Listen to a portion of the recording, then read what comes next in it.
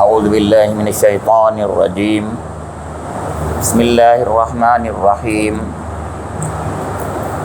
قل اننی ہدانی ربی الی صراط مستقیم دینا قیما ملۃ ابراہیم حنیفا وما کان من المشرکین قل ان صلاتی ونسکی ومحیای ومماتی للہ رب العالمین لا شریک لہ وبذلک امرت وانا اول المسلمین قل اغیر اللہ ابغی ربا وهو رب کل شیء ولا تکسب کل نفس الا علیہا ولا تزر وازرۃ وزر اخری ثم الی ربکم مرجعکم فینبئکم بما کنتم فیہ تختلفون وهو الذي جعلكم خلائف الأرض ورفع بعضكم فوق بعض درجات ليبلوكم فيما آتاكم إن ربك سريع العقاب وإنه لغفور رحيم صدق اللہ مولانا العظیم۔ یہ سورہ الانعام کی آخری 5 آیات جو 162 تا 165 آیات پر مشتمل ہیں، آپ کے سامنے تلاوت کی گئیں۔ ان آیات کریمہ کا ترجمہ ایسے کیا گیا ہے: اے نبی صلی اللہ تعالی علیہ وآلہ وسلم، کہو میرے رب نے بالیقین مجھے سیدھا راستہ دکھا دیا ہے، بالکل ٹھیک دین جس میں کوئی ٹیڑھ نہیں، ابراہیم کا طریقہ جسے یکسو ہو کر اس نے اختیار کیا تھا اور وہ مشرکوں میں سے نہ تھا۔ کہو میری نماز، میرے تمام مراسم عبودیت، میرا جینا اور میرا مرنا سب کچھ اللہ رب العالمین کے لیے ہے، جس کا کوئی شریک نہیں۔ اسی کا مجھے حکم دیا گیا ہے اور سب سے پہلے سر اطاعت جھکانے والا میں ہوں۔ کہو کیا میں اللہ کے سوا کوئی اور رب تلاش کروں، حالانکہ وہی ہر چیز کا رب ہے۔ ہر شخص جو کچھ کماتا ہے اس کا ذمہ دار وہ خود ہے، کوئی بوجھ اٹھانے والا دوسرے کا بوجھ نہیں اٹھاتا۔ پھر تم سب کو اپنے رب کی طرف پلٹنا ہے، اس وقت وہ تمہارے اختلافات کی حقیقت تم پر کھول دے گا۔ وہی ہے جس نے تم کو زمین کا خلیفہ بنایا اور تم میں سے بعض کو بعض کے مقابلے میں زیادہ بلند درجے دیے، تاکہ جو کچھ تم کو دیا ہے اس میں تمہاری آزمائش کرے۔ بے شک تمہارا رب سزا دینے میں بھی بہت تیز ہے اور بہت درگزر کرنے والا اور رحم فرمانے والا بھی ہے۔ سورہ انعام ختم ہو رہی ہے۔ جیسے کہ تمام صورتوں میں قرآن پاک کی خاص طور سے بڑی صورتوں میں آخری آیات جو ہوتی ہیں وہ کنکلوژن، یہ سمری والی آیات ہوتی ہیں، وہ تمام موضوعات کو سمیٹ لیتی ہیں جو اس سورے میں بیان فرمائے گئے ہیں۔ ایسا بھی دیکھا گیا ہے کہ وہ کلائمیکس ہوتا ہے، ان تمام موضوعات کے سمیٹنے میں وہ کلائمیکس ہوتی ہیں جو آیات آخر میں آتی ہیں۔ تو یہ سورہ حجت تمام کرنے کی سورہ ہے اور اس کا کلائمیکس ان آیات پر ہے۔ اب آیات پہ غور کریں گے تو واضح طور سے کہا گیا ہے قل اننی ہدانی ربی الی صراط مستقیم، آپ کہہ دیجئے کہ میرے رب نے بالیقین مجھے سیدھا راستہ دکھا دیا۔ جب مخاطبین التفات نہیں کرتے، یعنی مخالفت کی وجہ سے التفات نہیں کرتے، تو آدمی اپنی بات خود کہہ لیتا اپنے سے، وہ تو سننا نہیں چاہتے، چنانچہ خود اپنے سے بول دیتا ہے کہ قل، آپ کہہ دیجئے اننی ہدانی ربی، کہ میرے رب نے تو مجھے سیدھا راستہ اس کی ہدایت دے دی ہے۔ اور آگے کی بات بھی اس کو بھی کہا گیا ہے کہ وہ بذالک امرت وانا اول المسلمین۔ ہر آیت آپ دیکھیں گے اس میں جو ہے خاص بات یہ ہے کہ گویا وہ اس دوسروں پر حجت تمام اس طریقے سے کر رہے ہیں، یعنی کہ کر رہی ہیں کہ وہ وہ تو سننا نہیں چاہتے اب، انہوں نے تو کان بند کر لیے ہیں، لیکن اپنی بات پہنچائی جا رہی ہے، حق کو پہنچایا جا رہا ہے، اور حق کو کا اتمام حجت کیا جا رہا ہے اس طریقے سے کہ اس میں کوئی ان کے لیے کوئی ایسی دلیل، کوئی عذر باقی نہ رہے. جیسے گزشتہ آیات میں آیا تھا کہ تم تاکہ یہ نہ کہو کہ ہماری طرف کوئی رسول نہیں آیا تھا تو ہم نے رسول بھی بھیج دیا. گزشتہ درس میں یہی بات تھی. تو آج کی آیات میں یہ بات فرمائی گئی ہے کہ آپ نبی اکرم فرما دیجئے اننی ہدانی ربی، کہ میرے رب نے تو مجھے صراط مستقیم کی ہدایت دے دی ہے. صراط مستقیم سیدھا راستہ، وہ اس کی منزل کیا ہے؟ ایک راستہ ہے، وہ تو منزل کیا ہے؟ جنت. اور وہ صراط مستقیم کیا چاہتا ہے؟ اس کا مقصد کیا ہے؟ رضا الہی. تو رضا الہی کے ساتھ میں اس منزل کی طرف دوڑ جانا اور چلا جانا، اور اس میں وہ سب سے چھوٹا راستہ ہو تاکہ جلدی سے جلدی انسان پہنچ جائے، اسے صراط مستقیم کہتے ہیں. گھوم کر کے جائیں گے دیر لگے گی. تو اس لیے سیدھا راستہ قرآن نے ہر بات کہا، اس لیے کہا کہ وہ سب سے شارٹیسٹ روٹ ہوتا ہے، سب سے طریقہ. دنیا میں بہت سے مذاہب ہیں، وہ بھی ہو سکتا ہے خدا کی طرف لے جاتے ہوں، کچھ تو نہیں لے جاتے، بہت سے لے بھی جاتے ہیں، لیکن شارٹیسٹ روٹ یہی ہے، یہ مطلب ہے. اور وہ جنت کی طرف لے جاتے ہیں کہ نہیں لے جاتے، ان میں تو اشکال ہے، لیکن یہ صرف جنت کی طرف لے جاتا راستہ.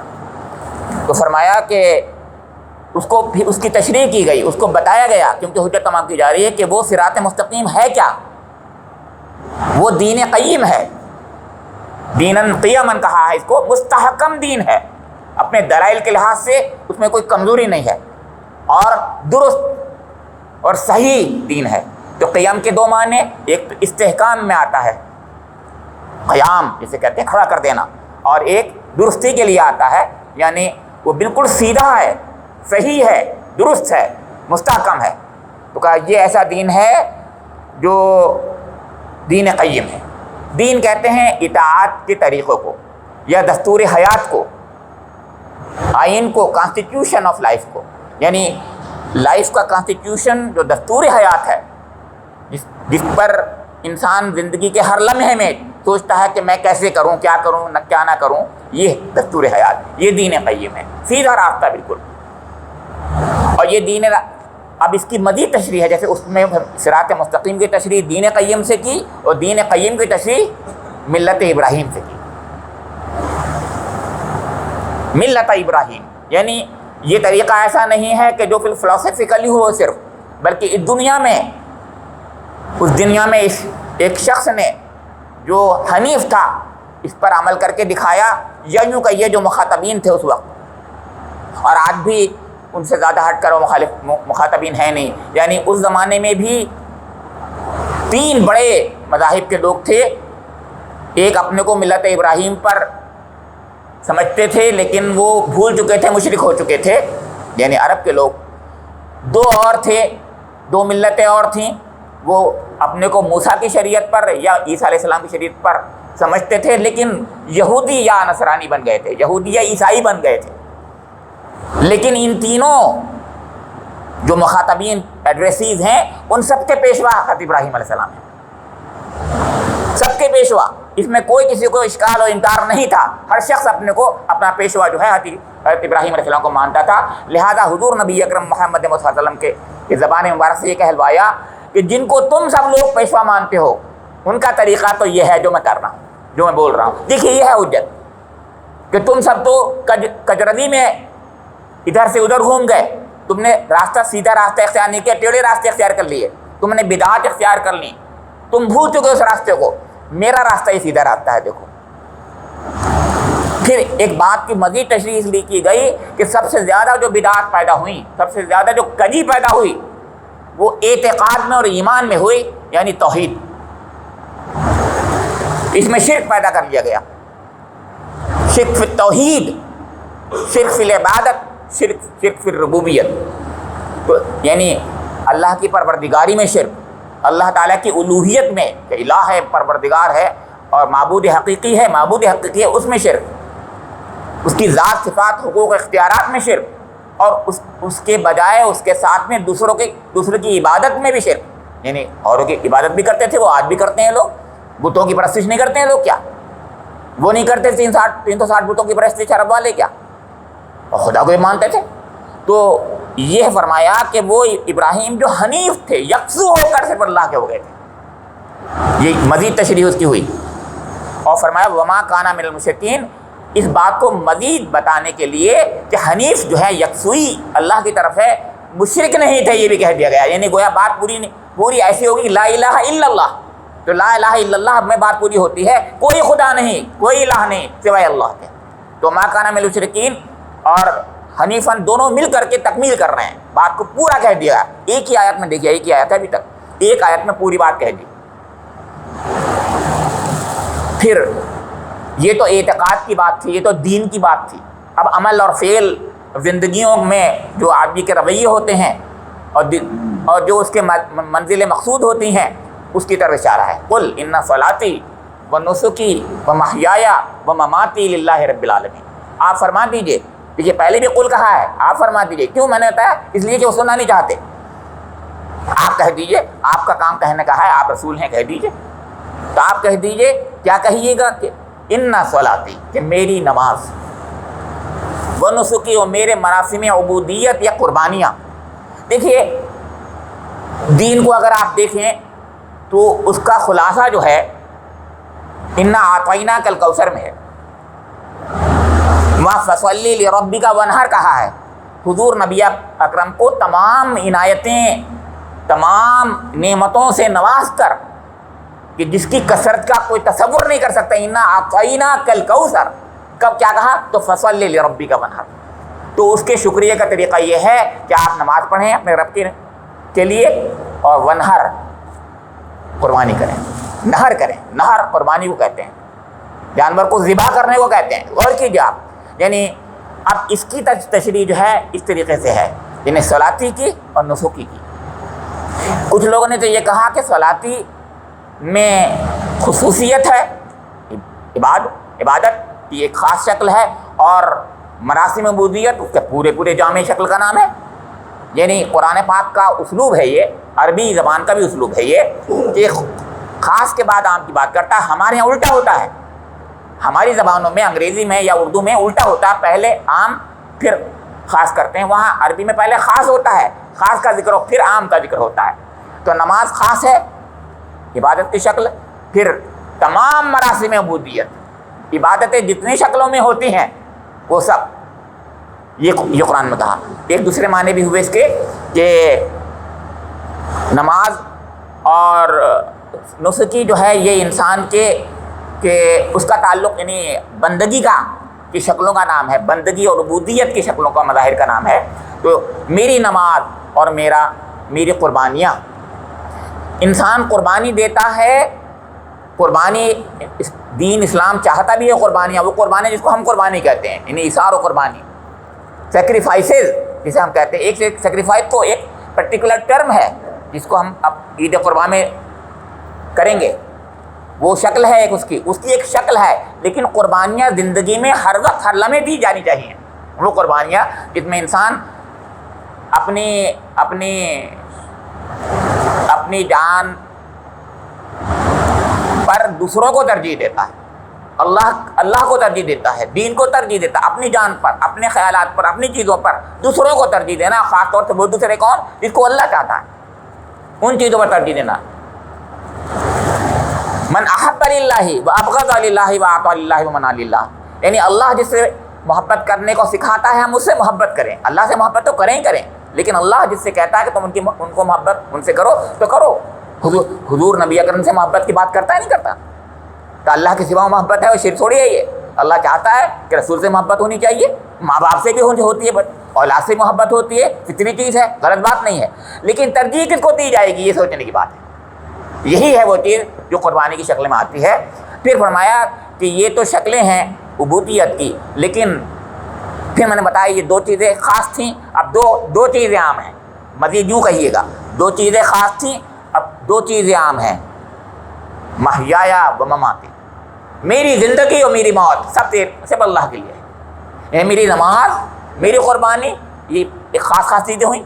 پھر کہا میری زندگی پوری کی پوری اور میری موت بھی سب اللہ کے لیے ہے. یعنی اگر میں زندگی میں میرے زندگی کا کوئی لمحہ گزرے گا، زندگی کا ہر لمحہ تیری خاطر اے میرے اللہ گزرے گا، تیری رضا کی خاطر گزرے گا، تیری اطاعت میں گزرے گا، تیری عبادت میں گزرے گا، عبادت جامع مفہوم میں.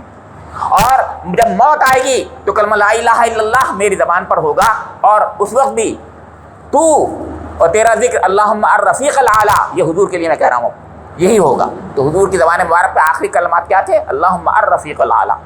صرف اللہ ہی کو یاد کر رہے تھے، اور یہ یاد نہیں کر رہے تھے بلکہ اس کی رفاقت طلب کر رہے تھے، اس کے پاس جانے کو انہیں خاص طور سے اس کے لیے تیاری کر کے محبت کے ساتھ جا رہے تھے. کہہ رہے تھے اے اللہ بس اب یہی میرے لیے ہے. تو انسان مومن بھی ایسے ہوتا ہے، وہ گھبراتا نہیں موت سے. اللہ کی راہ میں موت آئے تو اور بھی زیادہ خوش قسمت ہے وہ. تو اس وقت تو خاص طور سے وہ اللہ کی راہ میں اپنی جان کو قربان کر دے. اور میں نے بتایا کہ خاص طور سے اس کے لیے شکلیں ہیں، اور ایک قربانی بھی شکل ہے. للہ رب العالمین، وہ اللہ جو رب العالمین ہے، تمام عالموں کا پروردگار ہے. یعنی میں کسی خاص کسی چیز، کسی موہوم ہستی کا نہیں بات کر رہا ہوں. لیکن اللہ حضور سے فرمایا جا رہا ہے کہ آپ یہ کہیے میں تو رب العالمین کی عبادت کروں گا، میں تو اس کے لیے نماز پڑھوں گا، اسی کے لیے قربانی دوں گا، اسی کے لیے میری موت ہوگی، اسی کے لیے میرا جینا ہوگا جو رب العالمین ہے. دیکھیے یہ ہے وہ بات، یہ دلیل مستحکم اور دلیل محکم ہے کہ آدمی اگر کسی اور کی بات کرے گا تو دلیل مضبوط نہیں ہوگی. یہ بات کہیں گے میں تو تمام کائنات کے پالنہار ہی کو مانتا ہوں، اسی پر ایمان لاتا ہوں، اسی کی عبادت کرتا ہوں، تو سب سے اچھی بات اور سب سے بڑی بات، سب سے عقلی بات تو یہی ہوگی. پھر فرمایا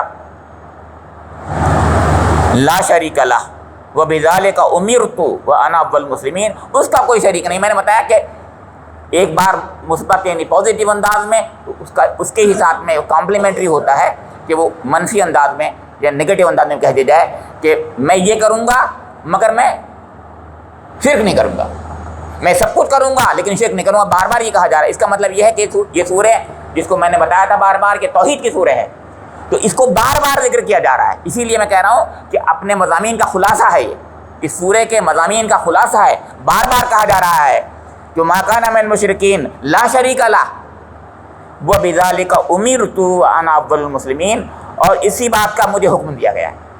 یعنی مجھے وحی کی گئی ہے، اور یہ وحی انبیاء کرام کو تو خاص طور سے ایک اس کا خاص اہتمام ہوتا ہے. اس میں ایک فرشتہ آتا ہے، حضرت جبرائیل علیہ السلام لے کے آتے ہیں، خاص اہتمام ہوتا ہے. لیکن میرے آپ کے دل میں بھی یہ وحی ہے، میری فطرت میں، آپ کی فطرت میں بھی یہ ودیت کر دیا گیا ہے کہ میں صرف اور صرف ایک خدا کو مانوں اور صرف ایک خدا کی عبادت کروں.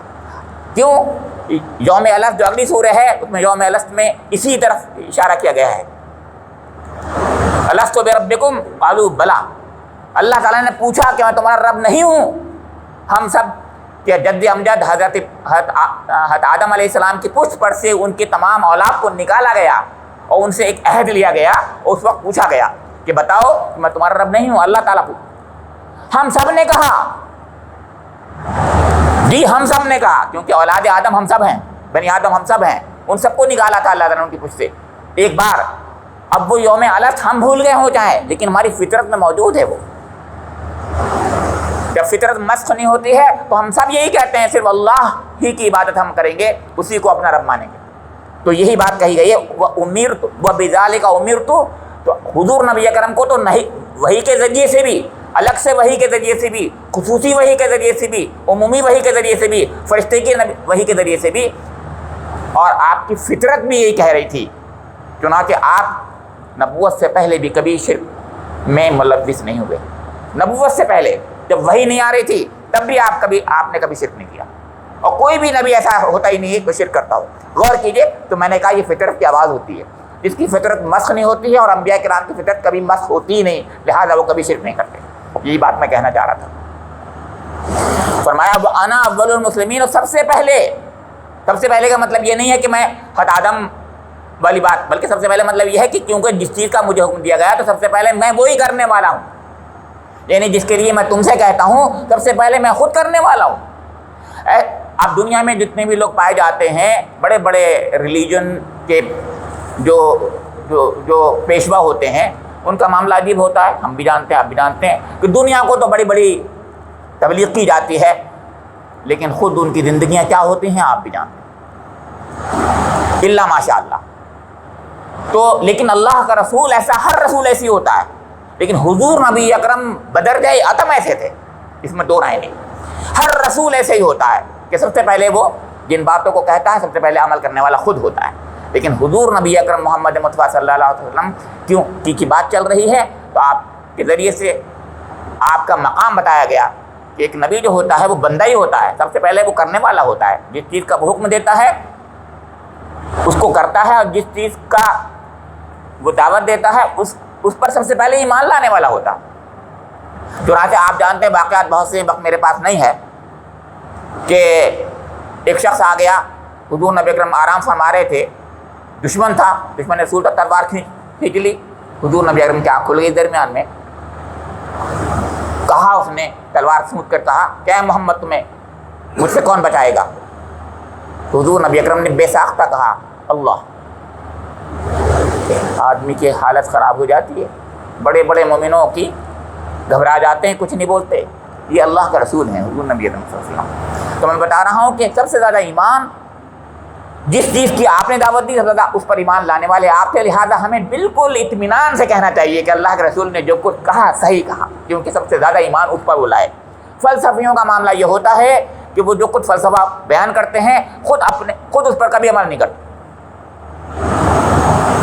وہ کہتے ہیں اس قابل نہیں ہے، یہ قابل عمل ہی نہیں ہے، سوچئے، لیکن ہمارا دین تو قابل عمل بھی ہے اور قابل اطمینان بھی ہے، اطمینان بھی اس پر کیا جا سکتا ہے، یقین بھی کیا جا سکتا ہے۔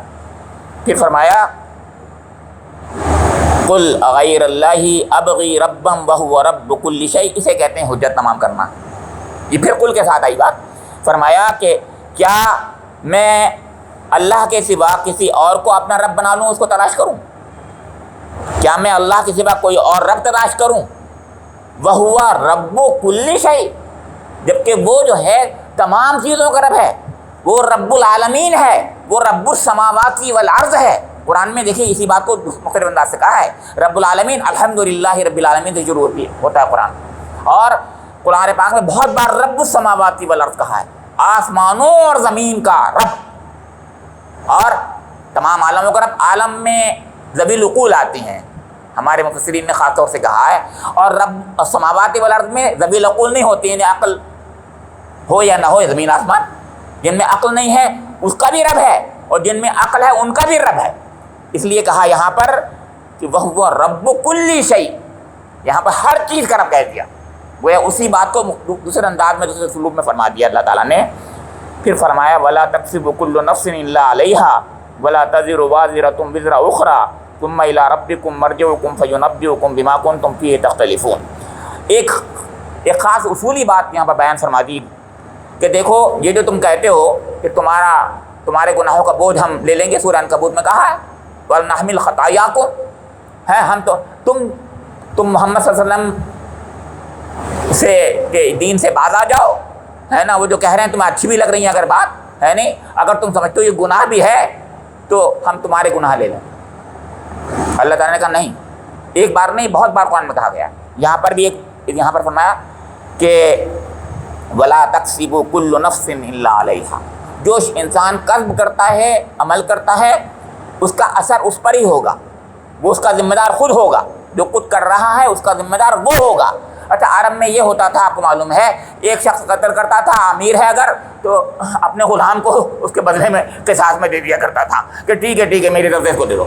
ہاں سوچیے آپ، یعنی مارا میں نے، ہاں، اور جب قصاص کی بات آئی دوسرے قبیلوں نے کہا کہ بھئی یہ اس کا بدلہ ملنا چاہیے، ان کا ٹھیک ہو میرا غلام لے لو۔ تو قرآن پاک ہے نہیں ایسے نہیں، یہ غلط، یہ ناانصافی ہے، یہ انصاف کے خلاف ہے۔ جو شخص جو کرے گا وہ خود بھرے گا، جو کرے وہی بھرے۔ ولا تکسب کل نفس الا علیہا ولا تزر وازرۃ وزر اخری، اور گناہوں کا بوجھ کوئی اور دوسرا نہیں اٹھائے گا، گناہوں کا بوجھ، وزر جو ہے گناہوں کا بوجھ ہے، جو عمل بد کرے گا اس کا خود خمیازہ بھگتے گا۔ ثم الی ربکم مرجعکم فینبئکم بما کنتم فیہ تختلفون، پھر تم اپنے رب کی طرف پلٹائے جاؤ گے، وہ تمہیں بتا دے گا، وہ تمہیں حقیقت تمہاری اختلافات کی کھول دے گا۔ فَيُنَبِّئُكُم بِمَا كُنتُمْ فِيهِ تَخْتَلِفُونَ، جو تم اختلاف کر رہے ہو۔ ہاں، عیسائیوں نے اپنی بات کہنے شروع کر دی کہ عیسیٰ علیہ السلام اللہ کے بیٹے ہیں، ہاں، یہودیوں نے اپنی بات شروع کر دی، ہاں، آپ کے قریش الگ اپنی باتیں کہتے تھے، سبھی لوگ یہ کہہ رہے تھے ہم اللہ کے بہت ہی چہیتے ہیں، ہر ایک اپنے مختلف انداز سے چہیتے بن رہے تھے، ہیں، اور اختلافات تھے سب میں، ہر ایک چہیتا ہو، ہر اختلاف سب میں ہو آپس میں۔ پھر وہ کہتا تھا کہ یہودی ہو جاؤ، ہیں، دوسرا کہتا تھا کہ عیسائی کچھ نہیں ہے، یہودی سب کچھ ہیں، یہودی کہتے تھے یہودی سب کچھ ہیں، عیسائی کچھ نہیں ہے۔ قرآن پاک میں سورہ بقرہ میں سب کچھ گزر چکا ہے یہ، تو ہر ایک یہ کہہ رہا اور اختلاف ہے۔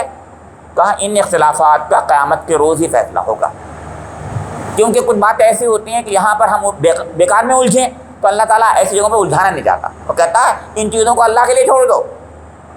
کچھ بحثیں ایسی ہوتی ہیں جو اس دنیا میں کبھی اس کا حل ملتا ہی نہیں، وہ کبھی ان کا فیصلہ نہیں ہو سکتا، تو اللہ تعالیٰ ایسی جگہوں پر خاص طور سے کہتا ہے کہ قیامت کے لیے اللہ تعالیٰ پر چھوڑ دو، وہ فیصلہ وہیں ہوگا۔ بہت سی باتیں آج بھی ہمارے سمجھ نہیں آتی تو بیکار میں ہم لوگ نولے جاتے ہیں۔ اللہ تعالیٰ نے بہت صحیح طریقہ بتایا ہم کو، بہترین ادب سکھایا، بہترین بات بتا دی تاکہ ہم الجھ نہ جائیں ان چیزوں میں، اور صحیح شاہراہ جو حق کی شاہراہ ہے، جو صراط مستقیم، اس پر چلتے رہیں، پگڈنڈیوں میں نہ جائیں۔ آخری آیت اس سورہ کا خلاصہ ہے۔ پھر میں نے کہا یہ آیتیں بھی سورہ کا خلاصہ تھیں، اس سے پہلے بھی کہا تھا کہ وہ بھی سورہ کا خلاصہ ہے، وہاں سے شروع ہوا تھا، لیکن آخری آیت تو ہے ہی خلاصہ۔ میں نہیں کہہ رہا ہوں، بہت سے مفسرین نے کہا ہے اس کو، آپ سنیے کیسے ہے، آپ بھی مان لیں گے اس کو۔ فرمایا کہ وَهُوَ الَّذِي جَعَلَكُمْ خَلَائِفَ الْأَرْضِ وَرَفَعَ بَعْضَكُمْ فَوْقَ بَعْضٍ دَرَجَاتٍ لِيَبْلُوَكُمْ فِي مَا آتَاكُمْ إِنَّ رَبَّكَ سَرِيعُ الْعِقَابِ وَإِنَّهُ لَغَفُورٌ رَحِيمٌ۔ ترجمہ اس کا یہ ہے کہ وہی ہے، یعنی اللہ تعالیٰ وہی ہے جس کا ذکر کیا جا رہا ہے اب تک، جو رب السماوات والارض ہے، وَهُوَ كُلُّ شَيْءٍ وَهُوَ رَبُّ كُلِّ شَيْءٍ کہا، جس کو کہا تھا کہ فرمایا وہی ہے جس نے تم کو زمین کا خلیفہ بنایا، پہلی بات، اور تم میں سے بعض کو بعض کے مقابلے میں زیادہ بلند درجے دیے، دوسری بات، تاکہ جو کچھ تم کو دیا ہے اس میں تمہاری آزمائش کرے، تیسری بات، بے شک تمہارا رب سزا دینے میں بہت تیز ہے اور بہت درگزر کرنے والا اور رحم فرمانے والا بھی۔ چار باتیں ہیں اور چار باتیں پوری سورہ کا خلاصہ ہے۔ پہلی بات جو فرمائی، غور کیجئے کہ وَهُوَ الَّذِي جَعَلَكُمْ خَلَائِفَ الْأَرْضِ، وہی ہے جس نے اس دنیا میں تم کو خلیفہ بنایا ہے، یعنی اختیار سے نوازا۔ اختیار جو دیا ہے کسی مخلوق کو نہیں دیا، یہ اختیار جانوروں کو نہیں دیا گیا، صرف اور صرف اشرف المخلوقات انسان کو اختیار دیا ہے، تصرف کا اختیار۔ تصرف سب کچھ نہیں کر سکتا وہ، اللہ تعالیٰ اس کی اپنی مشیت کے تحت جتنا چاہتا ہے اس میں دیتا ہے، لیکن اختیار اس کو ضرور دیا ہے، اس میں آزادی ہے۔ آدمی نہ کر پائے وہ ایک الگ مسئلہ ہے، کیونکہ وہ اللہ کے ہاتھ میں ہے، تصرف نہیں ہے اس کے ہاتھ میں، اختیار اس کے ہاتھ میں ہے، وہ جو چاہے سوچے، جو چاہے اختیار کرے۔ تو فرمایا پہلی چیز تو یہ ایک معنی ہوا خلائف۔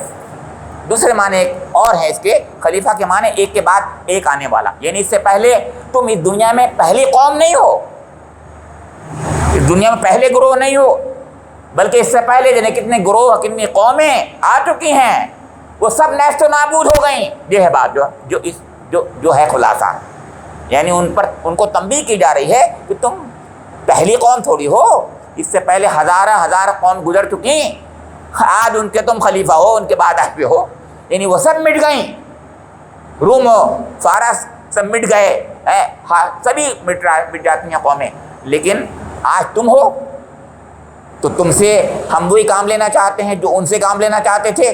وہ مٹ گئیں اس لیے کہ انہوں نے ہماری بات نہیں مانی، تو مٹ گئیں۔ جنہوں نے بات مانی وہ آج بھی ہیں، کہنا یہی ہے۔ تو جنہوں نے بات مان لی وہ آج بھی زندہ ہیں، اور جنہوں نے بات نہیں مانی وہ مٹ گئیں۔ تو کہا تم بھی سوچ لو کہ تم اگر حضور نبی اکرم کے ذریعے جو ہم نے دعوت دین کا فریضہ انجام دینے کے لیے بھیجا ہے، جو دعوت حق ہے، جو دعوت توحید ہے، اس کو مان لو گے تو کامیاب و سرفراز ہو جاؤ گے، نہیں تو تم دیکھ لو تم بھی مٹ جاؤ گے۔ چنانچہ بات ایسی نہیں ہے۔ پہلی شکست غزوہ بدر میں ہوئی، اس کے بعد دوسری شکست فتح مکہ کے وقت ہوئی، اور تیسری شکست جوق در جوق پورا کا پورا جزیرۃ العرب حضور ہی کے حیات طیبہ میں اسلام میں داخل ہو گیا، فی دین اللہ افواجا۔ دیکھا آپ نے وہ کون؟ اب کوئی جزیرۃ العرب میں ایک شخص ایسا نہیں تھا جو یہ کہہ سکے کہ میں مشرک ہوں، ان کو اجازت ہی نہیں تھی۔ اس میں باقاعدہ سورہ برات میں، سورہ توبہ میں کہہ دیا 4 مہینے اجازت ہے، اس کے بعد پھر جو یہ کہے گا ہے کہ میں مشرک ہوں، اس سے کہہ دو کہ بس اس کے بعد کوئی اجازت نہیں ہے، تلوار فیصلہ کرے گی۔ پھر چنانچہ تلوار نے فیصلہ کیا، جو لوگ جنگ کیے وہ مر گئے، ختم ہو گئے، اور جنہوں نے اطاعت قبول کر لی وہ مومن ہو گئے۔ پورا کا پورا جزیرۃ العرب اس دین میں داخل ہو گیا۔ سوچ رہے ہیں مٹنے گئے وہ لوگ جو یہ کہہ رہے تھے کہ محمد صلی اللہ علیہ وسلم آپ نعوذ باللہ آپ کا دین نرالا ہے، جو یہ کہہ رہے تھے ہم آپ کی بات نہیں مانیں گے، جو یہ کہہ رہے تھے آپ صحیح نہیں بولتے، آپ نئی باتیں کرتے ہیں، آپ ملت ابراہیم پہ نہیں ہیں، وہ سب مٹ گئے۔ مٹے کہ نہیں مٹے بتائیے آپ؟ بے شک مٹ گئے، سب مٹ گئے۔ چاہیں ان کے اولاد میں کوئی رہا ہو، ان کو اس وجہ سے یاد کیا جاتا ہو۔ آج ابو جہل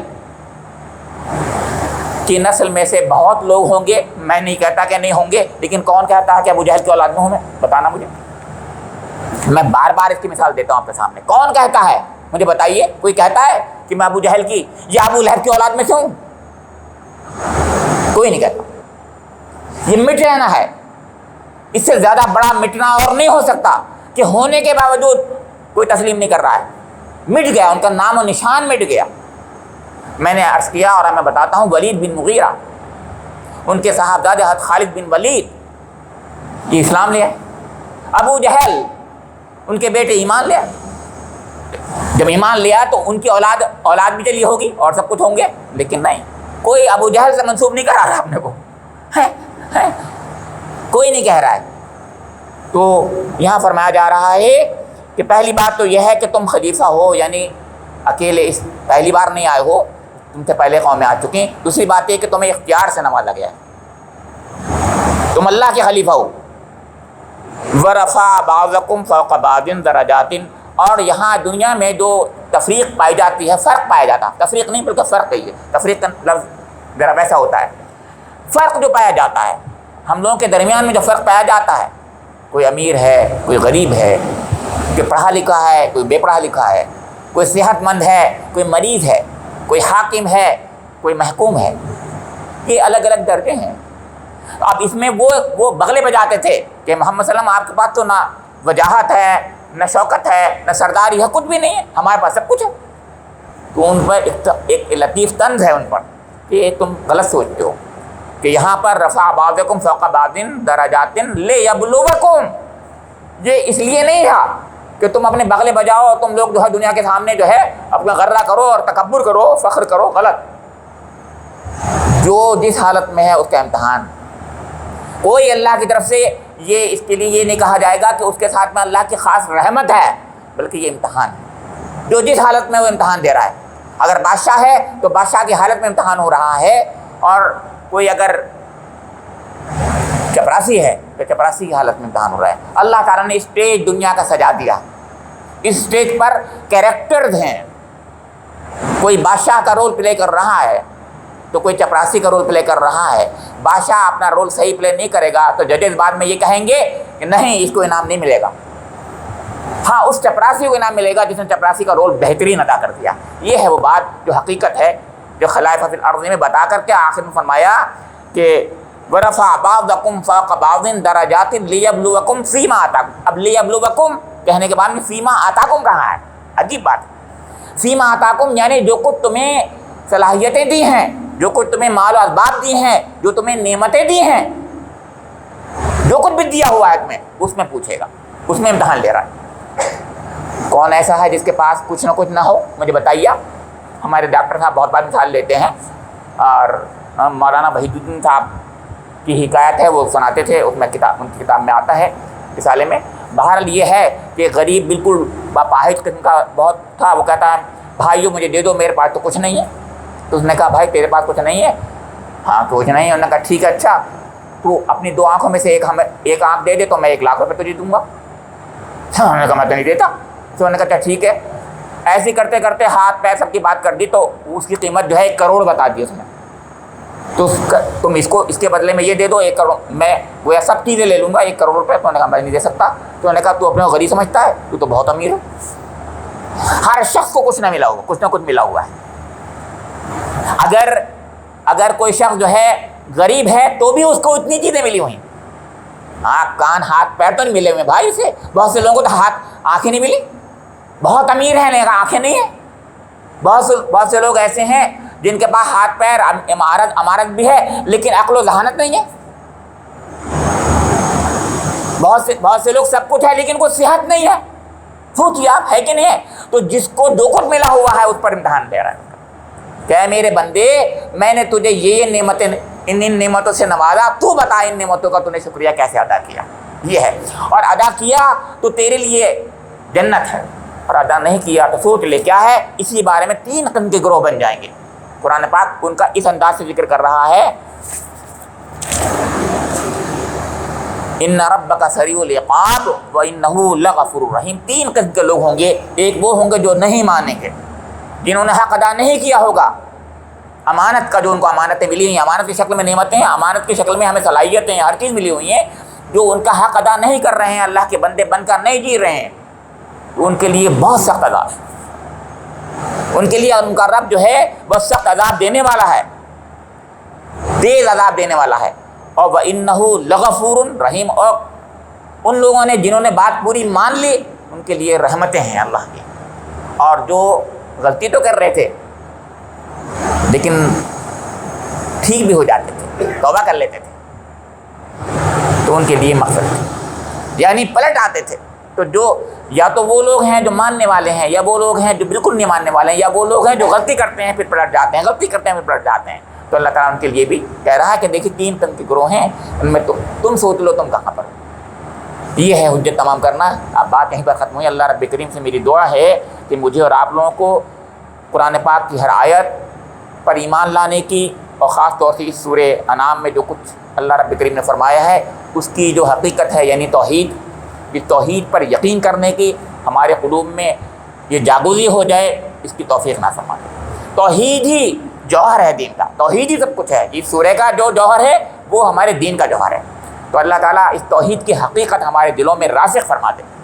اللہ تعالیٰ اپنی جو شانیں ہیں، اپنی جو ربوبیت ہے، اپنی جو الوہیت ہے، اس کا کچھ حصہ ہمیں بھی نصیب فرما دے، اس کی معرفت کا کچھ حصہ ہمیں نصیب فرما دے۔